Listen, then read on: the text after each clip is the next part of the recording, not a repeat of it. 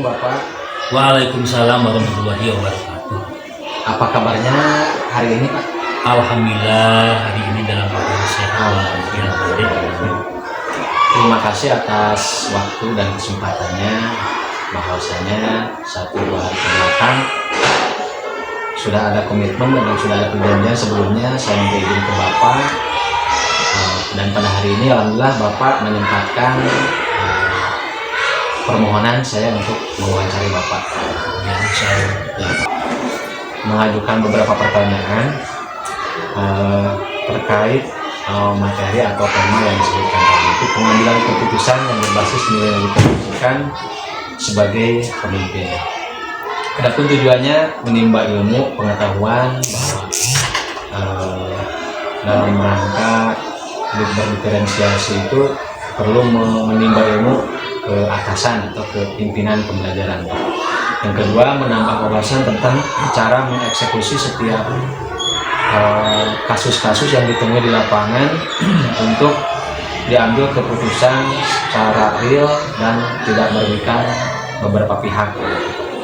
Terus yang ketiga, tujuannya menganalisa kelebihan dan kekurangan dalam mengambil keputusan setiap kasus yang sering ditemukan di lapangan.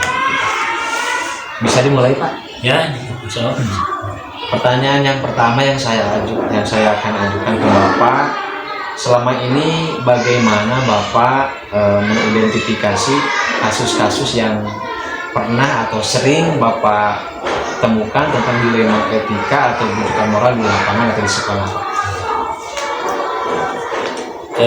Terlebih dahulu Bapak ucapkan terima kasih kepada Adik di sini sebagai calon guru penggerak yang sudah memberikan kepercayaan kepada saya untuk diwawancarai untuk dalam rangka pemenuhan tugas penyelenggaraan guru penggerak.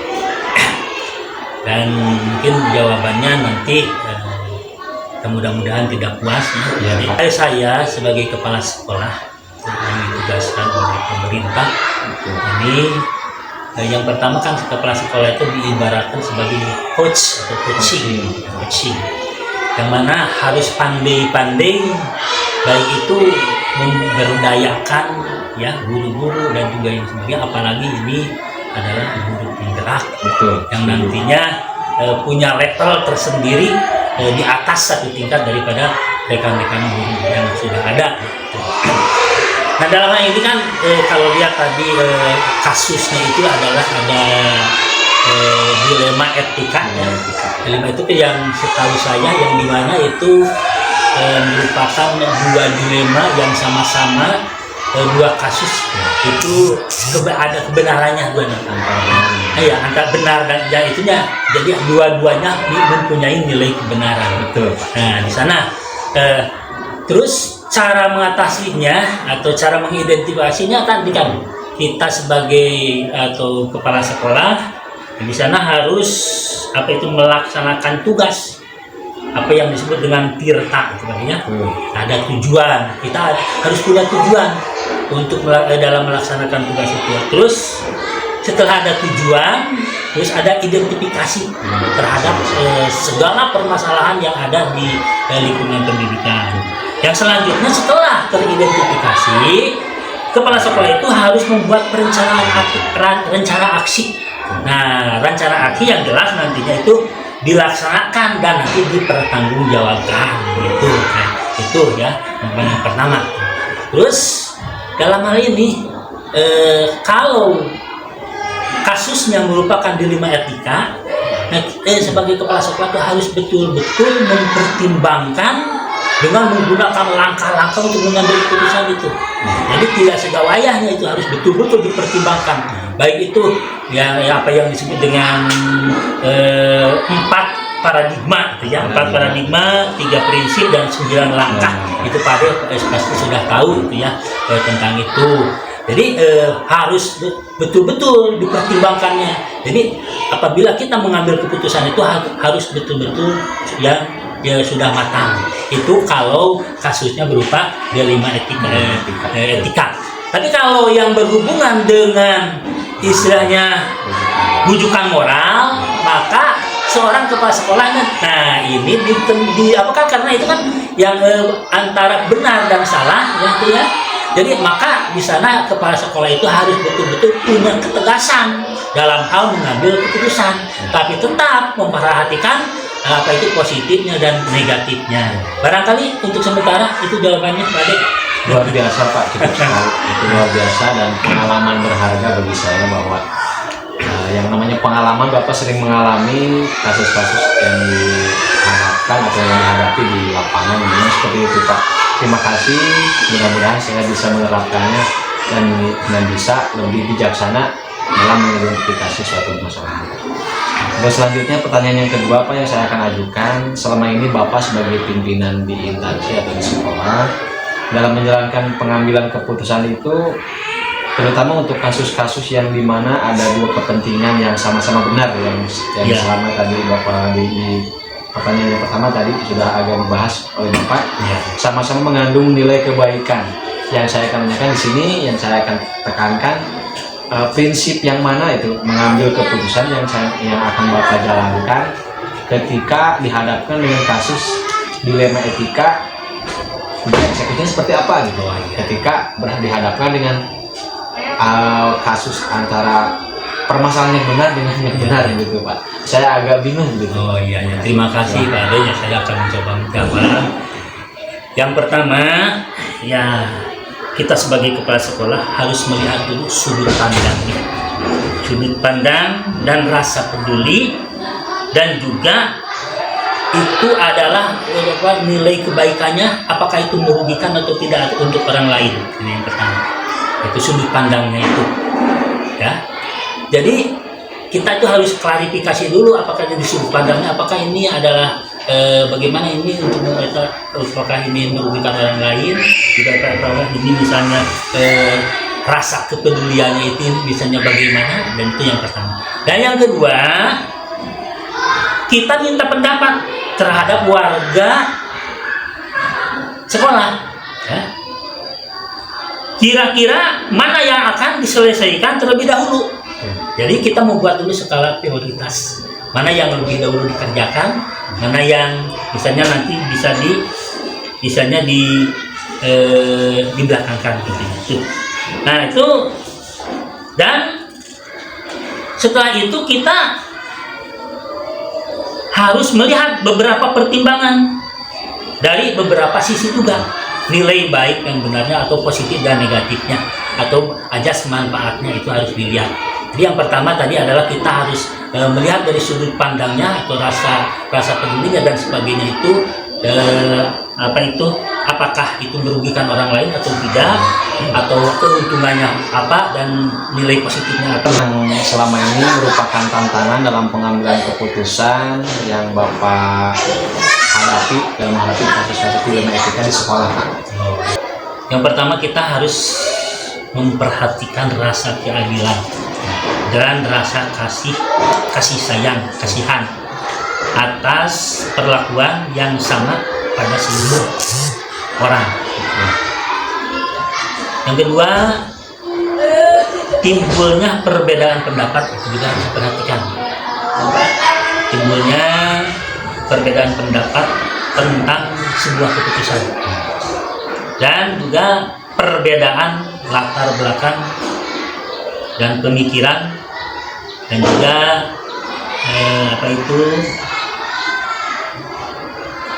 permasalahan sehingga kelompok kecil harus melawan kelompok besar misalnya.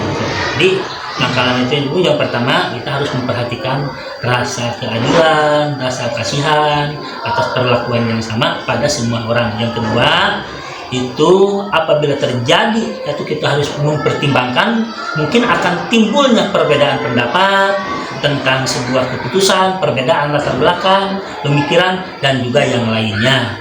Jadi sehingga nanti kita itu melakukannya itu apakah secara kelompok kecil, apakah harus melakukan secara misalnya kelompok besar, atau melawan kelompok kecil atau melawan kelompok besar seperti itu misalnya. terima kasih Pak, penjelasannya luar biasa. Ternyata dalam penyelesaian masalah itu ada tantangannya juga. Iya, ada tantangan. Ada muncul lagi dilema lagi ya. Iya, dilema lagi. Gitu. Kita dituntut untuk menyelesaikan masalah secara bijak. Secara bijak, secara Terima kasih Pak, ya, luar biasa jawabannya dan menjadi motivasi dan inspirasi bagi saya. Terus selanjutnya, apakah Bapak memiliki sebuah jadwal tertentu dalam sebuah penyelesaian kasus misalnya, atau dieksekusi pada waktu itu juga? Oh, ya. Pendapatnya bagaimana? Ya, terima kasih. Dalam hal ini memang secara aturan sudah ditentukan. Kadang-kadang sudah ada jadwalnya. Ya. Apa pertimbangan dari sisi lain juga itu harus diperhatikan. Lalu selanjutnya, kalau kita sudah melakukan penjadwalan atau merupakan sudah punya aturan-aturan, nah semua itu misalnya perlu adanya pemikiran yang jernih serta argumentasi yang kuat, nah, untuk menyelesaikan permasalahan tersebut di tempat tersebut dengan catatan. Nah, ini nantinya kita harus mempunyai catatan apakah harus ada tindak pembinaan dan tindak lanjut, apakah misalnya dianggap sudah cukup ya, untuk yang bersangkutan itu sesuai dengan istilahnya permasalahan yang ada. Itu diantaranya seperti itu Pak Dek. Oke, terima kasih Pak, luar biasa, inspirasi juga buat saya bahwa mempertimbangkan itu ada jadwal tertentu, ada juga hal yang harus dieksekusi pada saat itu juga. Berdasarkan harus lihat dari situasi dan kondisi. Terus selanjutnya, adakah seseorang yang membuat Bapak terbantu atau pihak-pihak lain yang membantu dalam memutuskan suatu permasalahan, dalam mengambil keputusan suatu kasus misalnya? Oh iya, kan di sekolah itu kita diibaratkan satu lembaga, itu kan ada pimpinan dan ada rekannya juga. Maka sebagai pimpinan itu seharusnya pimpinan itu dibantu oleh yang lainnya, termasuk dewan guru atau tim pengembangan kurikuler, atau bisa juga melibatkan wali murid untuk membantu dalam hal misalnya perencanaan dan pelaksanaan untuk penyelesaian masalah tersebut.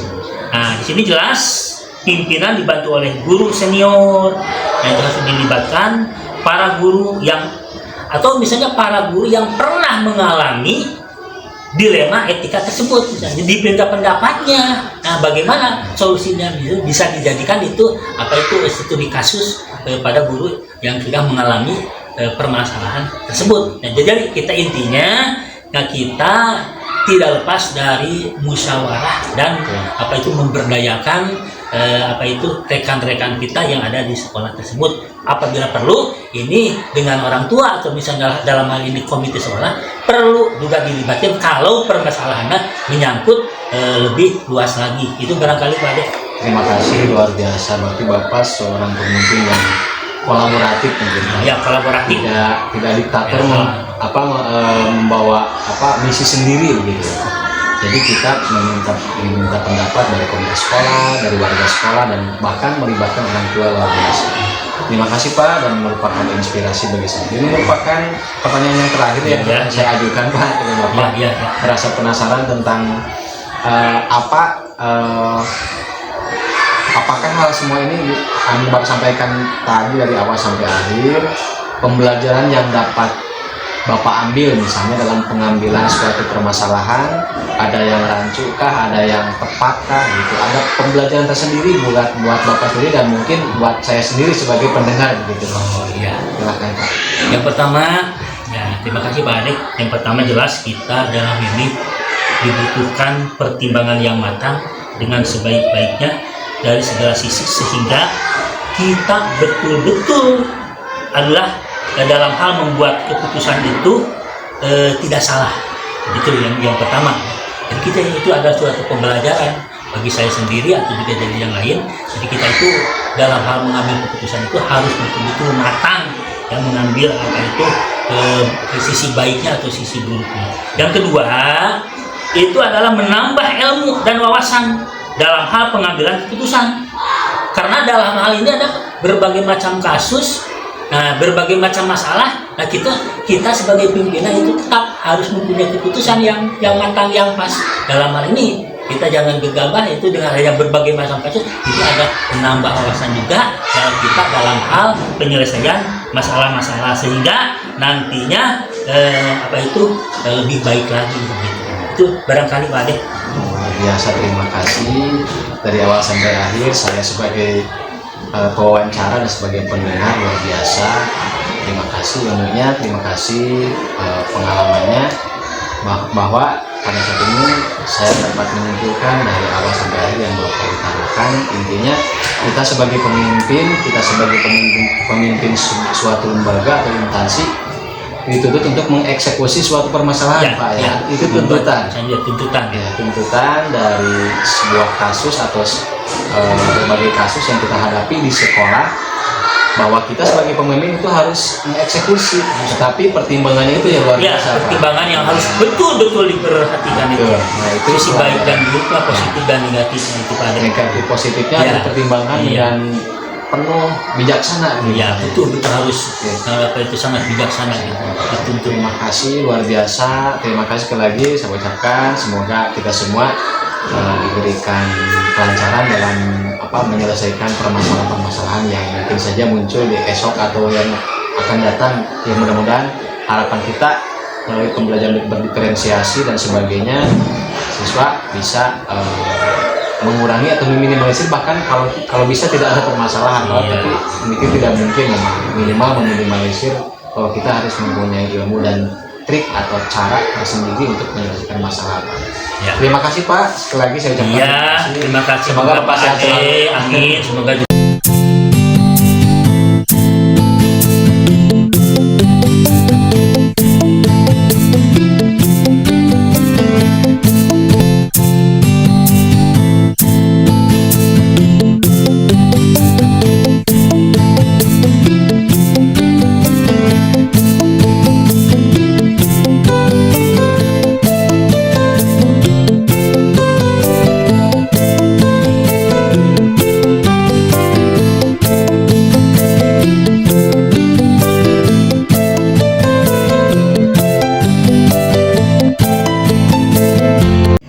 Assalamualaikum Bu.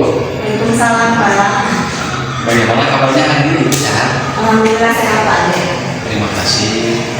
Pada hari ini sesuai kesepakatan waktu sebelumnya, bahwa saya meminta izin ke Ibu untuk meluangkan waktu, bahwa saya akan mewawancarai Ibu tentang pengambilan keputusan yang bernilai kebajikan sebagai pimpinan.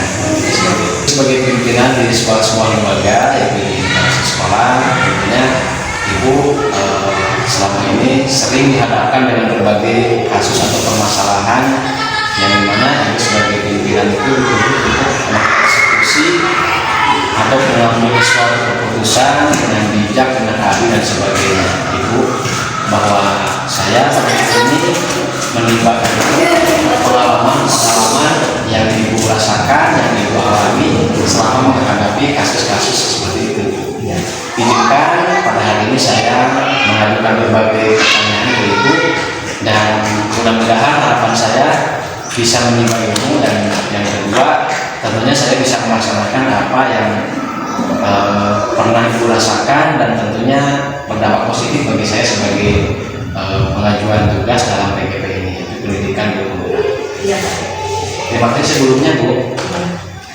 Pertanyaan yang pertama yang saya akan ajukan, selama ini Ibu sebagai pimpinan di sebuah instansi di sekolah, tentunya sebagaimana saya tadi utarakan, sering menghadapi berbagai kasus, berbagai macam permasalahan yang Ibu hadapi. Yang saya tanyakan, bagaimana Ibu mengidentifikasi kasus-kasus seperti itu yang merupakan dilema etika atau rujukan moral? Silakan. Terima kasih Pak Ade. Dalam mengidentifikasi kasus-kasus yang merupakan dilema etika atau rujukan moral, saya mengidentifikasinya dengan mengedepankan aturan yang berlaku dan norma yang sudah menjadi kebajikan universal. Apakah itu sesuai dengan kasus yang dihadapi atau tidak? Pak? Terima kasih Bu, luar biasa bahwa ketika mengidentifikasi suatu kasus, suatu masalah itu kita tetap berpacu atau berpanduan kepada aturan yang berlaku. Terima kasih. Yang kedua, pertanyaan kedua yang saya akan mengajukan ke Ibu, bagaimana Ibu menjalankan dalam pengambilan keputusan suatu kasus atau suatu permasalahan, terutama di mana ada dua permasalahan atau dua kepentingan yang sama-sama benar. Yang tanya di lima etika ya, apa yang Ibu kerjakan atau yang Ibu lakukan dalam hal seperti itu? Jadi dalam menjalankan pengambilan keputusan di sekolah, yang pertama saya lakukan yaitu mengidentifikasi kasus tersebut, lalu mengambil keputusan berdasarkan 3 prinsip pengambilan keputusan. Kemudian saya menjalankannya melalui 9 langkah pengambilan dan pengujian keputusan. Itu Pak. Biasa, sesuai koridor dan sesuai aturan dan langkah-langkah secara akademisi dan sesuai langkah-langkah yang dipelajari. Tepat sekali yang saya pelajari gitu. Lalu selanjutnya, langkah-langkah apa yang Ibu ambil atau yang Ibu laksanakan yang dianggap efektif dalam pengambilan keputusan suatu permasalahan? Iya. Langkah atau prosedur yang saya lakukan selama ini yaitu forum musyawarah. Itu saya melakukan musyawarah dengan semua stakeholder yang ada di sekolah, baik guru, kepala sekolah atau semua yang ada di sekolah. Oke, terima kasih luar biasa dan merupakan penguat bagi saya bahwa kita sebagai pimpinan tidak boleh menentukan sendiri, ada kolaborasi dan kita melibatkan orang lain untuk menentukan supaya lebih positif. Untuk selanjutnya, pertanyaan yang saya ajukan ke Ibu, hal apa saja yang selama ini merupakan tantangan dalam pengambilan suatu keputusan dalam menghadapi masalah atau kasus? Nah, yang menjadi tantangan dalam pengambilan keputusan adalah proses dalam membuat keputusan. Karena dalam hal ini diperlukan keberanian dan tanggung jawab. Dan ini yang menjadi beban ketika kita akan mengambil keputusan. Luar biasa, tantangan tetap ada pastinya dalam mengeksekusi suatu permasalahan, dan di sini kita dituntut untuk bijaksana gitu ya.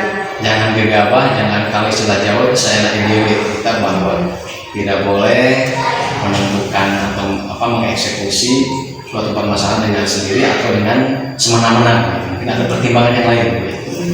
Setuju Bu, bahwa saya pun insya Allah kedepannya sesuai yang Ibu alami sebelumnya dalam menghadapi kasus itu, insya Allah saya pun seperti itu dan sesuai konsep PDP.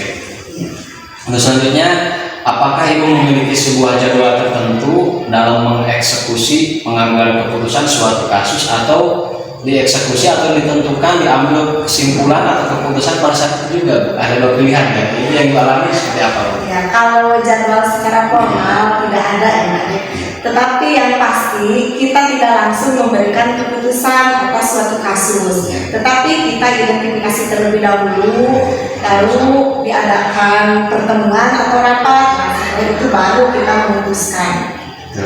Terima kasih berbagai macam jawaban yang telah saya cerna dari berbagai macam sumber, kepala-kepala sekolah yang lain. Beda pendapat mungkin Ibu, luar biasa ini ilmu yang baru bahwa Ibu tidak menjadwalkan, tetapi berdasarkan situasi, kondisi dan pertimbangan yang lain. Luar biasa, terima kasih. Itu pun merupakan referensi bagi saya bahwa pengambilan keputusan tidak selalu terjadwal, tetapi lihat situasi dan kondisi kondisional. Terima kasih atas pencerahannya dan jawabannya. Selanjutnya saya akan mengajukan pertanyaan seperti ini Bu. Adakah seseorang atau faktor-faktor atau lembaga-lembaga yang lain yang membantu Ibu dalam pengambilan keputusan suatu permasalahan? Jika ada, seperti apa langkah-langkahnya? Ada. Jadi di sekolah kami sudah terbiasa dengan musyawarah mufakat. Jadi jika ada masalah yang timbul, maka secara bersama-sama baik kepala sekolah serta guru-guru yang lain akan membahas. Nah, setelah membahas nanti akan menyelesaikannya. Ya, luar biasa. Ternyata ada faktor-faktor pembantu kita ketika ada suatu permasalahan yang seperti yang Ibu tadi katakan sebelumnya, bahwa kita tidak boleh mengeksekusi suatu permasalahan itu dengan diktator gitu. Tetap ada pertimbangan yang lain, ada melibatkan orang lain tertentu. Ibu merasa terbantu dengan adanya warga sekolah, apalagi kita melibatkan orang tua gitu. Terima kasih dan merupakan inspirasi bagi saya. Untuk pertanyaan terakhir mungkin ini Bu yang saya akan ajukan, dan ini merupakan hal yang urgent dan penasaran bagi saya. Dari semua hal yang diutarakan dari awal sampai akhir, tentunya ada hal-hal negatif dan ada hal-hal positif tentunya yang Ibu rasakan. Intinya Ibu yang Ibu dapat petik atau manfaat dari berbagai kasus yang pernah Ibu hadapi, pelajaran apa yang dapat Ibu ambil? Jadi pembelajaran yang dapat saya petik dari pengambilan keputusan ya yang terkait lima etika, yaitu pengambilan keputusan yang terbaik itu merupakan unsur penting kompetensi seorang pemimpin, di mana kompetensi ini yang harus terus dilatih. Luar biasa, berarti kita sebagai pemimpin harus dituntut harus mempunyai kompetensi ya. Iya. Tidak semena-mena, dan itu tetap ada koridor dan ketentuan tertentu di kompetensi itu yang kita harus miliki.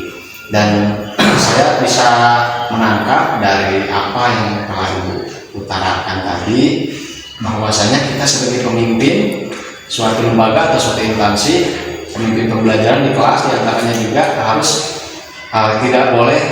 tidak boleh semena-mena dalam mengambil keputusan suatu kasus. Itu yang kedua. Yang ketiga, kita mempertimbangkan hal-hal yang lebih urgen, mana yang harus dikedepankan dan mana harus posisi kedua, ketiga dan selanjutnya. Terus yang selanjutnya yang keempat yang saya tangkap, bisa Ibu koreksi mungkinnya apabila saya salah. Di antaranya yaitu harus berpihak kepada murid atau berpihak kepada yang berpihak kepada bukan hanya minoritas, mayoritas pun ketika itu lebih positif, lebih baik, itu yang harus dikedepankan. Mungkin saya ucapkan terima kasih sebanyak-banyaknya apa yang saya pertanyakan ke Ibu. Mudah-mudahan saya bisa menjalankannya, dan yakin saya itu merupakan inspirasi bagi saya. Dan dalam proses PDP ini semoga pada lancar semuanya, dan harapannya kita sebagai Ibu sebagai pimpinan di sekolah juga diberikan kesehatan, kelancaran, dan diberikan kemudahan dalam menghadapi suatu permasalahan. Ibu terima kasih sekali lagi. Assalamualaikum. Waalaikumsalam.